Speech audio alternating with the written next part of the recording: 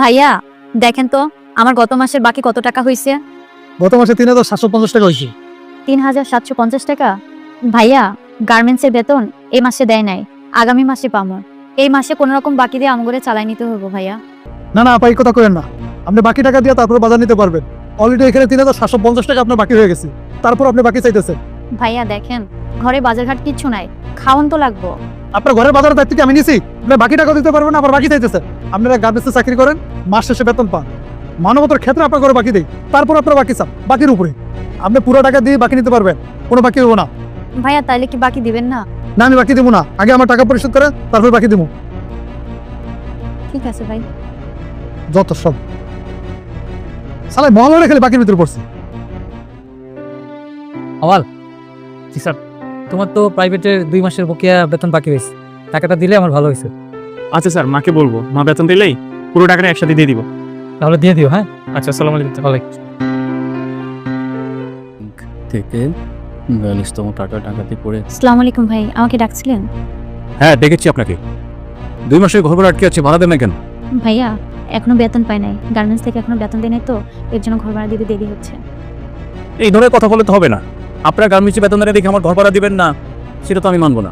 আপনার গার্মেন্টসে চাকরি করেন, আপনাদের জন্য আমি সহানুভূতি দেখায় 1 মাস বা 2 মাস আপনার ভাড়া না দেন আমি কিছু কই না। আপনার 3-4 মাসে ভাড়া আটকে রাখবেন, সেটা তো আমি মেনে নিব না, তাই না?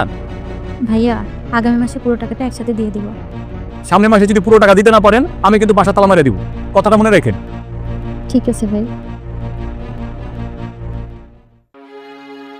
কিরে বাবা, তুই আইসিস? আচ্ছা ঠিক আছে, ভিতরে। মা, কি হয়েছে বাবা? এই যেখানে 10,000 টাকা আছে, রাখো। আর এই মুদি দোকানের যে ব্যাটাটা আছে না, ওর মুখের উপরে বাকি টাকাগুলো দিয়ে এসো, আর ঘর ভাড়াটা দিয়ে দিও। এতগুলো টাকা তুই কই পাইছিস বাবা? মা, আমার এই হাতের ফোনটা বিক্রি করে দিয়েছি। ফোন বিক্রি করে দিছিস কেন? মা, ওই মুদি দোকানের যে ব্যাটাটা আছে, ও তোমার অপমান করতেছিল, আমি সবই দেখছি। আমার মা এগুলো সহ্য হয় না, তাই আমার ফোনটা বিক্রি করে দিছি। তুমি এই মাসটা চলো, আগামী মাস থেকে আশা করি আর কোনো সমস্যা হবে না। আর আমি ভাবতেছি কাল থেকেই পড়াশোনার পাশাপাশি কোনো একটা কিছু করার, কারণ তোমার গার্মেন্টসে কাজ কাম নাই, তাই ঠিকঠাক বেতনও দিচ্ছে না। তাই ভাবছি কিছু একটা করার। তুই কাজ করলে তোর পড়াশোনা? না বাবা, তোর কাজ করা লাগবে না, তুই শুধু পড়াশোনা কর। আর আমার যত কষ্টই হোক, আমি চাই তুই পড়াশোনা কর। না না মা, পড়াশোনায় কোনো ব্যাঘাত করবে না। আমি পড়ালেখার পাশাপাশি কোনো একটা কাজ করব। টাকা পয়সা যদি না থাকে তাহলে তো কোনোটাই হবে না, না পড়ালেখা করতে পারবো না 2 বেলা খাইতে পারবো।